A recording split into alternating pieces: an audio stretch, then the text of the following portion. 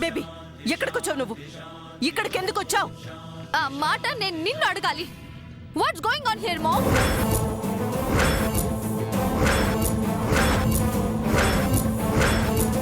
అది బేబీ, ఏం జరుగుతుంది ఇక్కడ?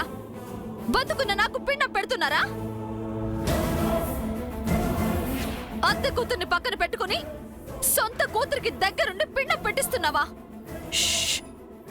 బేబీ, నువ్వు నా మామ్వేనా? మామ్వేనా కాదా?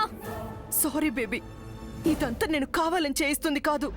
పెద్ద ఆవిడ పట్టుబట్టి చేయిస్తుంది. నేను చచ్చానని నువ్వు అమ్మగా చెప్పకపోయింటే ఇలా జరిగేదా? Baby please calm down. గట్టిగా అరవకు, వాళ్ళకి వినిపిస్తుంది. వినపడాలని అరుస్తున్నాను. నేను బ్రతుకున్నానని వాళ్ళకి తెలియాలని అరుస్తున్నాను. ఇప్పుడే వెళ్ళి వాళ్ళ కళ్ళ ముందు నించుంటాను. బేబీ ఆగు. నీకు పిచ్చావని పట్టిందా? పిచ్చి పట్టింది నాకు కాదు మామ్, నీకు.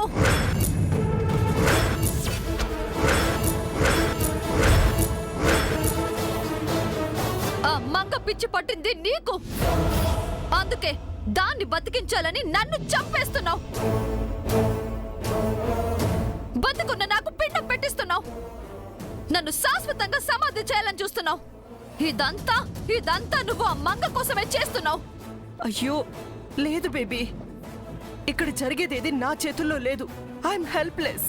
నువ్వు ఏ రోజు నాకు హెల్ప్ చేసావని ఈ రోజు చేయడానికి? నీకు నాకంటే ఆ మంగే ఎక్కువైంది. అసలు అక్కడ ఏం జరుగుతుందో నీకు తెలుస్తుందా మామ్?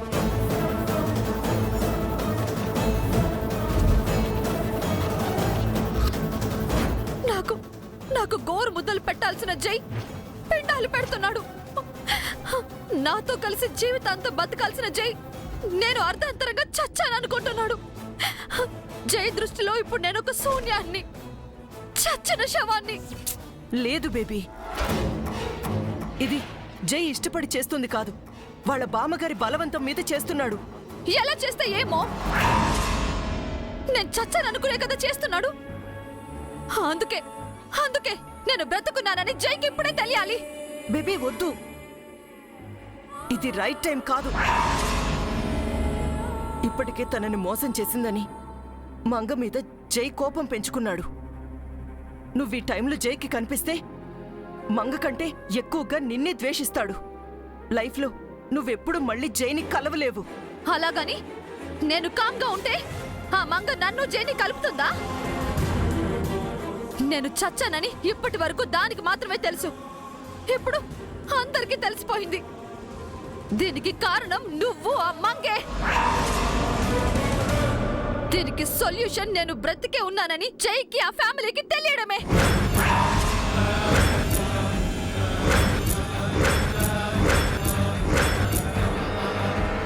నా చావును నువ్వు అంగీకరిస్తావేమో గాని నేను నా ఓటమిని ఒప్పుకోను. నా స్థానం నాకు కావాలి. ఆ మంగ పోవాలి. జైతో జీవితం నాకు కావాలి మామ్. అంటే నేను బ్రతికే ఉన్నానని ఆ మంగతో సహా అందరికీ తెలియాలి. అందుకే నన్ను ఆపద్దు మామ్. అది కాదు బేబీ, నేను నిన్ను ఆపుతుంది కూడా అందుకే. ఇప్పుడు నువ్వు అక్కడికి వెళ్ళడం వల్ల ఎలాంటి ఉపయోగమూ లేదు. ఇన్నాళ్ళు నువ్వు పడ్డ కష్టం వృధా అవడం తప్ప. నువ్వు నీ పంతమే ముఖ్యం అనుకుంటున్నావు కానీ శాపం గురించి మర్చిపోతున్నావు. ఇప్పుడు నువ్వు ఆవేశపడితే అనర్థమే తప్ప నీ లైఫ్కి ఎలాంటి అర్థం ఉండదు. Try to understand me. Try to understand me mom. నువ్వు నాకు ఫేవర్ గా చెప్తున్నావా లేదా ఆ మంగకి ఫేవర్ గా చెప్తున్నావా? నేను నా ఇద్దరు కూతుళ్ళని కాపాడుకోవడానికి ప్రయత్నిస్తున్నాను.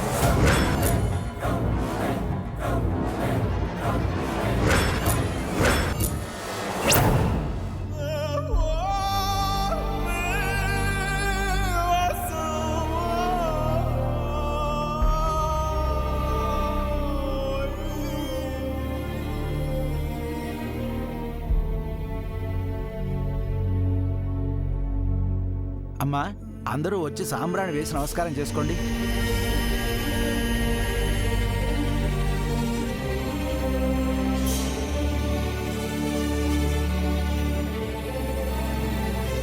నీ అకాల మరణం మమ్మల్ని ఎంతగానో బాధ పెడుతోంది నిత్య.